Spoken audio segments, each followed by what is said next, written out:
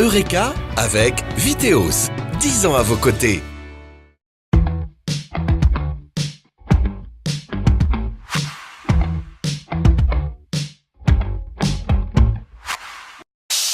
Salut à tous, bienvenue dans Eureka, l'émission dédiée aux différentes formes que peut prendre l'énergie dans notre quotidien. On vous propose aujourd'hui de revoir les meilleurs moments d'Eureka.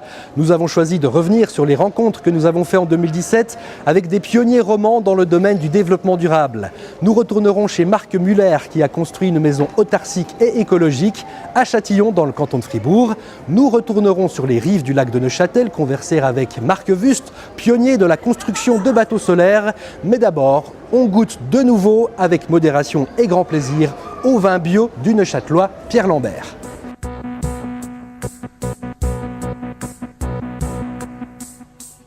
Le viticulteur Pierre Lambert attache une importance toute particulière à la qualité du sol de ses vignes, dans la lignée de ce que faisait déjà son père avant lui, au domaine des coccinelles à Saint-Aubin, certifié bio depuis 25 ans. Les méthodes utilisées font des producteurs poitou des pionniers du vin biologique dans le canton de Neuchâtel. Mon père a débuté la viticulture ici dans les années 50-60. Il a commencé par enherber les vignes, c'est quelque chose qu'on ne connaissait pas. De vieilles méthodes qu'on utilise, on met du compost, on sème des engrais verts. C'est une culture intermédiaire, c'est-à-dire que le but c'est pas de la récolter. Elle va pomper les nitrates qui sont dans le sol pendant l'hiver et puis remettre à disposition de la plante l'engrais pour la saison suivante. Ça remplace des engrais chimiques. Avec ça, on arrive à diminuer la pollution des eaux, diminuer la pollution de l'air. On va aussi maintenir la fertilité du sol comme ça à long terme. On estime que 30% des viticulteurs neuchâtelois pratiquent la culture biologique. Alors justement, le fait de vouloir une agriculture durable, une agriculture biologique, ça pousse à réfléchir, à essayer de trouver de nouvelles solutions, de nouvelles méthodes. C'est de l'innovation quelque part. Oui, on peut le dire, ouais. Bon, je sais pas, je me prends pas comme un grand ingénieur, hein, mais on n'a pas la vie tout à fait facile. Hein. On ne peut pas mettre un engrais chimique et puis voilà, ça va pousser tout seul. Donc c'est vrai que la culture biologique force à réfléchir plus. Par exemple, maintenant, on épand des poudres de roche dans le but de capturer du gaz carbonique de l'atmosphère. Bon, ça a l'air bizarre comme ça, mais en fait, c'est un principe géologique. Donc l'idée, c'est d'imiter la nature. Et puis là aussi, de remplacer des engrais. On commence un projet pilote pour tester cette méthode avec l'Université de Lausanne. Alors sans jeter l'opprobre ou montrer trop du doigt l'agriculture conventionnelle, quels sont quand même selon vous les avantages les plus marquants de l'agriculture biologique ? C'est assez complexe, on a plus de biodiversité, on a moins de pollution quand même globalement. Puis la santé des consommateurs est quand même mieux préservée. Vous sentez, vous justement, qu'il y a dans le milieu, même si vous ne côtoyez pas tout le monde, ni tous les viticulteurs, ni tous les agriculteurs, mais est-ce que vous sentez qu'il y a quelque chose qui se passe en ce moment ? Il y a quelque chose qui se passe, c'est clair, surtout les vignerons, parce qu'ils sont en contact des consommateurs. Beaucoup d'entre eux sont en train de passer à la culture biologique. Des pionniers du développement durable, on en trouve également sur la rive sud du lac de Neuchâtel où nous retrouvons Marc Wüst, un des instigateurs de la navigation solaire en Suisse. Il a fondé en 1991 son chantier naval à Yverdon et a construit depuis une quarantaine de navires électrosolaires, surtout destinés au transport public. Il nous accueille sur son bateau au port de Cher, dans le canton de Fribourg. Bonjour Marc. Bonjour. Merci de nous accueillir ici sur votre bateau. C'est un plaisir. Détendu, à la fraîche. Au bord du lac, on est toujours bien. Alors ce bateau-là, équipé de ces panneaux solaires, vous avez quelle puissance avec ça ? Alors quand il navigue à sa vitesse croisière, on est autour de 2 kW, ça correspond à environ 3 chevaux. Donc ça veut dire qu'il faut prendre un peu d'énergie des panneaux solaires quand il y a du soleil et un peu des batteries. Mais si on diminue un tout petit peu la vitesse, on peut quasiment que naviguer avec l'énergie solaire qu'on reçoit des panneaux solaires. En direct ? En direct, oui. Sans passer par les batteries ? Sans passer par les batteries, oui.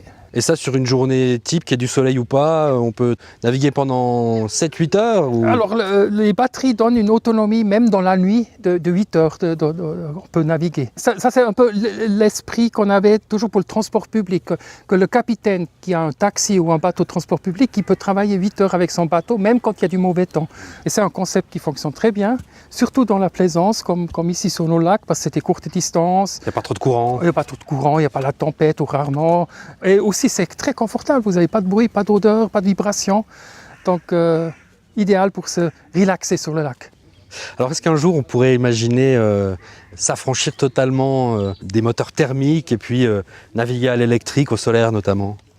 C'est depuis des milliers d'années, on navigue sans moteur à essence. Il ne faut jamais oublier. Oui, on avait sur le lac ici, on avait des galères romaines avec les voiles et à la rame. Bien sûr, oui. C'est seulement depuis 150 ans environ qu'on a le moteur à essence.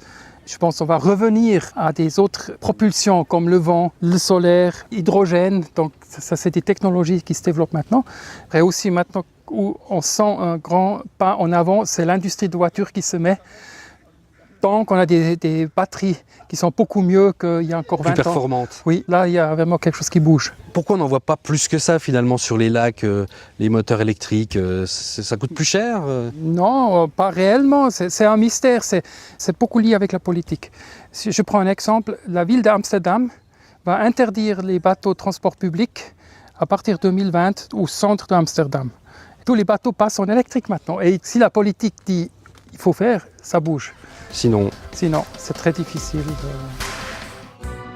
Difficile de faire bouger les choses sans l'appui des politiques, un sentiment très certainement partagé par Marc Muller qui a décidé avec son épouse de se lancer dans la construction d'une maison autarcique et écologique à Châtillon dans le canton de Fribourg.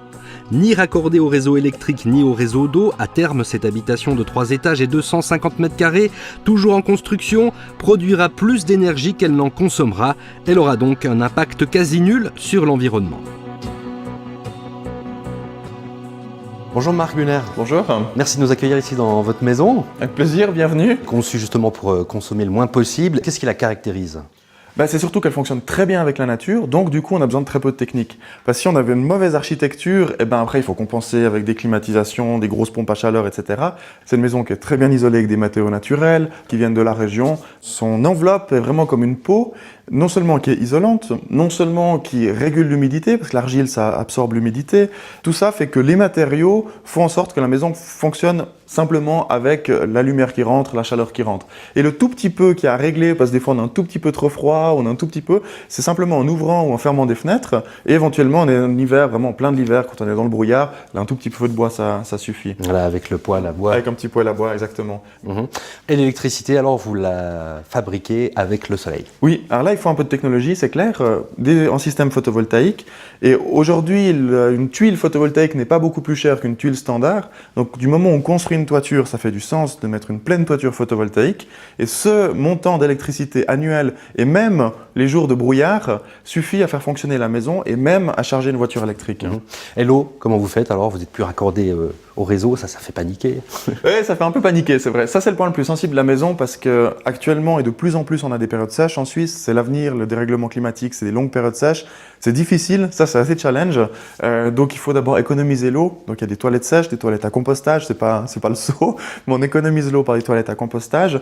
Ensuite, tous les appareils sont efficaces au niveau de la consommation d'eau. Et enfin, on a un système de récolte d'eau sur toutes les toitures. On stocke l'eau dans une citerne avec un filtre biologique et ensuite on la ramène dans la maison pour la boire.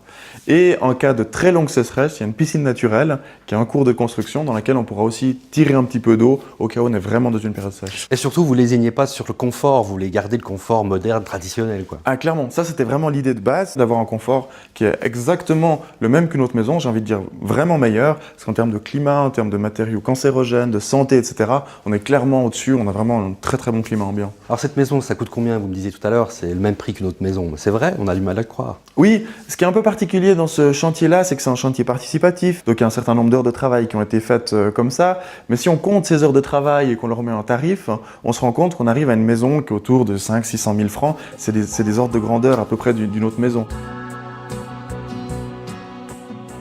Pas besoin de construire du neuf pour que nos habitations respectent davantage l'environnement. Nous verrons dans notre prochaine émission qu'il est possible d'améliorer grandement l'efficience énergétique des bâtiments anciens en les rénovant. En attendant, Eureka le Best-of, c'est terminé. On se retrouve en 2018 pour parler toujours et encore énergie et développement durable. D'ici là, restez branchés sur Canal Alpha. Salut!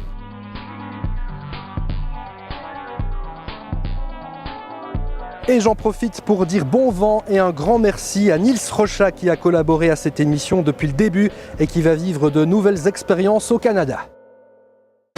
C'était Eureka avec Viteos, 10 ans à vos côtés.